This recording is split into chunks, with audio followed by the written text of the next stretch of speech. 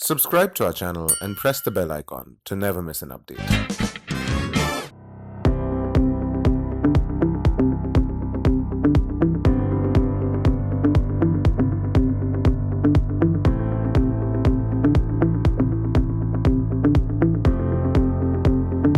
I first started thinking about a career in finance at the age of 18, just after my 12th standard.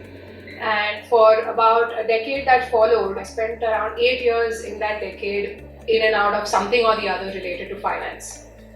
And at the age of 28, I moved away from finance for good. So today I want to share with you my journey in and out of finance, realizations I had along the way, and what questions I think you guys can ask yourselves right now to figure out if finance is the right career choice for you. So when I finished my 12th, there was only one thing clear for me. I didn't want to continue with medicine, the career path I'd been preparing for up until that time. After some superficial research, I froze upon chartered accountancy as the right choice for me. Multiple reasons why. I was a good student with a tendency to be analytical and structured. I wasn't scared of numbers. And more than anything else, CA felt like a damn good return on investment. Especially if you get into finance, because that's where all the big bucks are, right? I was convinced that this is the career for me. So I started it, realized along the way that I was pretty good at accounting, and I developed a very keen interest in taxation. In fact, I worked for about a year as a tax assistant before I started getting the feeling that I'm not quite feeling fulfilled with this role. Or with the CA practice in general, actually. I couldn't see myself being in the tax practice for the rest of my life. So that's the time when I thought that an MBA might make sense. Now, the idea was that I'd get an easy entry into a corporate finance role, where not only would I be able to use my strengths in accounting and taxation, but also be able to do more, which I wanted to do at that time. And that's what got me to XLRI. While I was at XLRI, I landed a summer internship at Goldman Sachs. I was part of global investment research over there for a couple of months as part of the internship. Global investment research is basically responsible for coming up with advice and opinions to determine the type of investments our clients should make. The team that I was part of, focused more or less on equity markets, specifically Europe. And the internship was divided into two parts. One was helping the team with the day-to-day activities of supporting equity analysts. The other one was to create my own investment pitch, which I'd have to present at the end of my 2 months of internship to the London head of investment research. Now, this was a pretty interesting task that took place. What's an investment pitch? At a very core level, very to simplify it, it's basically a buy or sell call on a particular asset or stock or whatever investment tool that you want to use. Let's assume to give you guys a better idea of what that would involve at a very simplified stage. Assume I'm the equity analyst for, say, Unilever. Everybody knows Unilever, I assume. So if I'm the equity analyst for Unilever, from time to time what I do when they release their quarterly results, I'd be using their past financial performance. I'd be looking at their projected financial performance. I'd use a lot of qualitative data around their operations, their management, their competitive advantages, and all sorts of information that is available to me publicly as an analyst. I'd use all of that to come up with the net result of determining what is the value of one Unilever stock according to me. And then based on where the price of Unilever stock is at any point of time, I'd suggest that you guys either buy or sell the stock, right? Another slight variation to this is to sort of recommend, instead of one stock or a buy or sell on one stock, is to recommend a strategy on a basket of stocks. Why would I do that? To reduce risk. How does this play out? Let's assume that based on my advice, all of you investors went and bought Unilever stock. But something went drastically wrong, okay? Patanjali just basically, this is not even hypothetical. I think you know that. So something happened, and because of it, say one operation of Unilever went down under and the stock is underperforming now. If you all had invested in Unilever on my advice, your portfolio would be making a loss. But instead, if I told you to buy a basket of stocks, say a bunch of FMCG stocks and not just Unilever, your downside might have been limited in this case. It would have been only to the extent that Unilever was affected. So the investment pitch that I made as part of my Goldman Sachs internship was somewhat similar. I suggested a basket of stocks. What I basically did was to use certain macro factors to filter the whole universe of scripts within certain criteria, and then used very specific financial criterion that Goldman Sachs was working on at that time. It was something around cash multiples, valuation multiples. Use those metrics to come down to a basket of stocks that I recommended the client should go long or short on. Now, of course, all of this number crunching and recommendation is just one part of the story. I also had to make the pitch, which meant that I had to make sure I had the right data in a strong visual format, and it had to be accompanied by a very confident verbal pitch. All in all, I'd say it was a great experience. I got a PPO from Goldman Sachs, but I knew Goldman Sachs wouldn't work for me. Why? Because I hate the markets. I still haven't figured out why, but I just don't like working in markets. And I'm sure there are many of you in the audience who like it, who like this unpredictability, the volatility, the excitement of markets. And there are tons of roles in finance. In fact, the kind of work I was doing at Goldman Sachs is one of them. It's one of a highly desirable company when it comes to working in the markets. But I decided for myself that this is not what I want. I decided not to take the PPO. And instead I sat for final placements. And that's how I got into TAS. TAS, or Tata Administrative Services as it used to be called earlier. TAS is basically the General Management and Leadership Development Program of the Tata Group. My first permanent role as a part of TAS was with Tata Power. I worked there in the Corporate Finance and Treasury Department.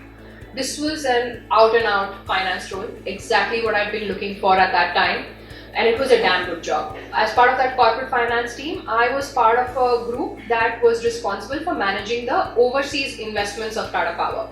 And these were mostly assets that Tata Power was investing in. They had some operational synergy, which is why they were doing it. These are not mere financial investments. These were mostly in countries like Indonesia, South Africa, Mauritius and Singapore. Multiple responsibilities that I had at that time, for example, day-to-day management of the Mauritian companies, all their accounting, tax, cash management was my responsibility. We also evaluated the performance of these assets very regularly. Also their accounting, legal and taxation structures, whether they're still valid, whether they can be optimized further. Fundraising was a large part of the job profile. Fundraising either through equity, say we were doing a rights issue, or through debt, a debenture raise, or just an out-and-out loan, or refinancing of a loan.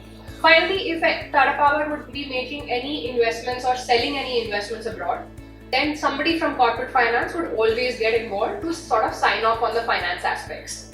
How does this work? Now, let's say for example, Tata Power decides they want to invest in a coal mine in Indonesia.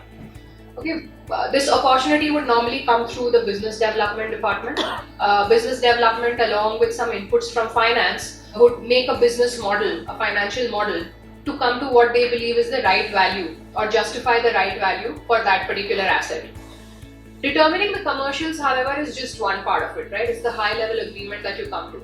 After that, there are a number of detailed things that you need to go into to close the deal.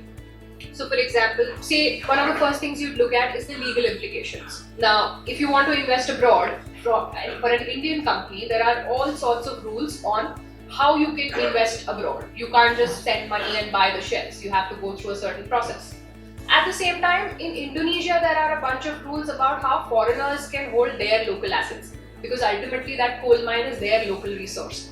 We have to follow all of these rules on both sides of the transaction. Tax and other associated costs are another very important part. Of course, when you've made an investment, you want to realize some sort of return from it. Either you'll get dividend earnings regularly, or maybe one day you'll sell off the asset altogether. Any of these kinds of income inflows, cash inflows, will always have some sort of associated tax cost with it. And this is quite often a huge percentage, anywhere between 10 to 30%, which is a huge thing.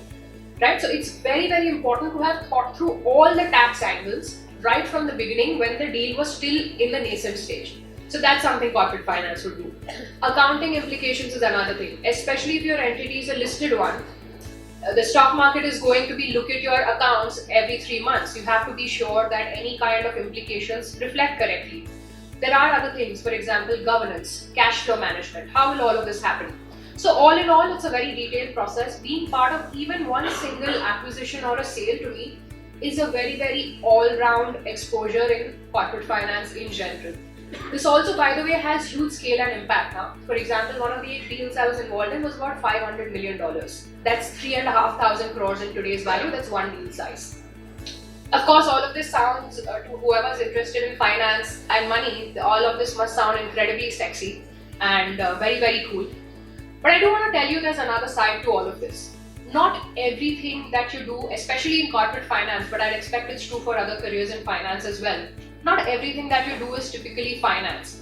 So while financial models and investment decisions were a part of my job, there were many other things. For example, managing and interacting with people, often people who didn't have to report to me but who I had to influence anyway.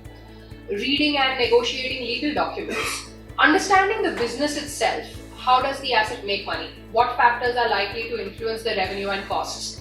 How does cash flow in the entire system?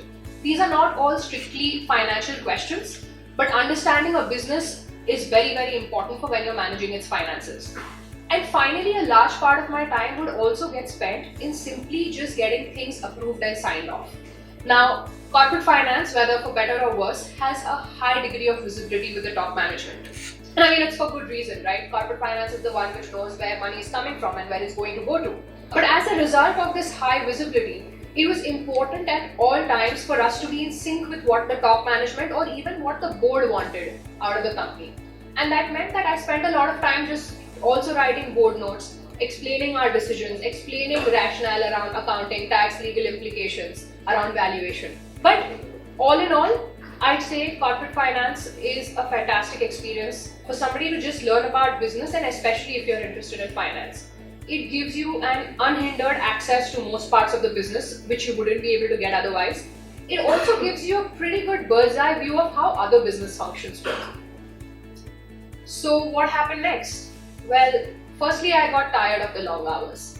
But secondly, and more importantly, I realized that the highest point of this particular career path was not very appealing to me. It wasn't my dream. The career path followed for me after that is a different story. But I have thought a lot about career choices and how or why we make them since then. And I want to share with you a few things around that. I want to share with you 5 things that I think you should think about right now to figure out if finance is the right career choice for you or not. First, finance is not just about finance. My internship at Goldman Sachs was very market focused. But the PPO that I got at the end was evaluated not just on my ability to analyze markets and crunch numbers, but also on my written and verbal communication skills, my ability to persuade others. How did I put my entire package across to them? My role in corporate finance was even wider. Financial models, investment decisions, markets, accounting, taxation, all of this was my day-to-day. But so was people management, communication, negotiation, legal knowledge. And this is true, to be honest, of any kind of job or career that you will ever take up. If anybody has told you that being good at sales means being damn good at talking to people, they're only telling you one side of the story. At B school, we might be able to conveniently make boundaries between these different domains. We major in finance or we specialize in marketing. But in real life, these boundaries are not so neat. We cannot so neatly bifurcate these things. Second, what draws you to finance? And in this room itself, I'm sure there are many reasons. Maybe you're really good at numbers, or you love the excitement and volatility of the markets. Maybe one of you or two of you just like money a lot. Whatever it is that draws you to this career, fact check your assumptions. Make sure that whatever it is, what you're looking for to enter this career in is actually going to be there. Especially so in the case of finance, because there is a lot of width in the kind of careers finance has. What is true for investment banking is not true for commodities trading. Third, what are your strengths?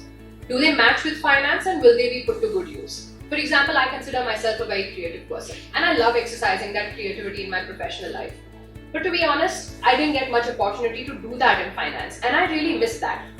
Or let's say some of you are really good macro thinkers. You're really good at looking at the big picture and figuring out large themes, but don't like getting into details so much. Now this kind of strength would be very well suited to doing a role which needs you to grow a business or to strategize, but may not be very suitable for certain careers in finance. Fourth, what are your desires? And here I'm emphasizing, what are your desires?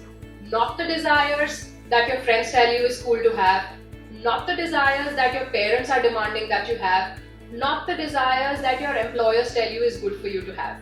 And once you know these desires, prioritize them. Maybe you will realize that having a 20 lakh per annum job is hygiene for you. You can't do without it. Maybe you will realize that having a good balance between your work and personal life is important, but you're willing to put that on hold for a few years. Whatever it is that you realize your desires are, do a check. will a career in finance actually be in sync with that?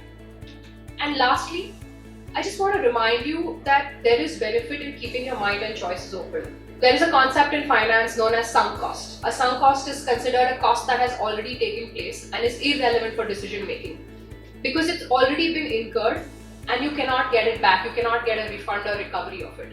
Now, this may not be very relevant for you guys right now because you all are still deciding perhaps your first career choice.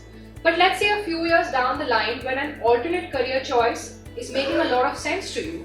So the only thing holding you back is the time, effort and money you put in your current career. It might be time for you to think about what's my sunk cost here and take a decision accordingly. Maybe after all of these questions are answered for you, you do realize that finance is indeed the right career for you. In that case, I have a couple of very concrete practical steps to suggest to you which you could carry out too, before you take the final plunge. Step 1, I'd suggest that you take some online courses in finance. This will help in two ways. If you're planning to do your MBA, then by the time you get into MBA, you'll already have a head start or an edge over your peers because you know a little bit of the subject matter. But more importantly, you know whether you like the subject matter itself or not. Let's assume you do. Then step 2, I think, would be that you try really hard to ensure you land a finance internship during your MBA. Because that's going to be your best and perhaps only chance to figure out what real life finance looks like on a day-to-day basis. One thing I just want to leave with all of you, figuring out your career path is going to be an iterative process. There are very few of us who figure it out in the first shot itself and are driven enough and it's suitable enough for us that we follow with it for the rest of our lives. For most of us, it's an iterative process because our desires, our priorities, our strengths change from time to time. So I wish you a lifetime of positive career choices and all the very best.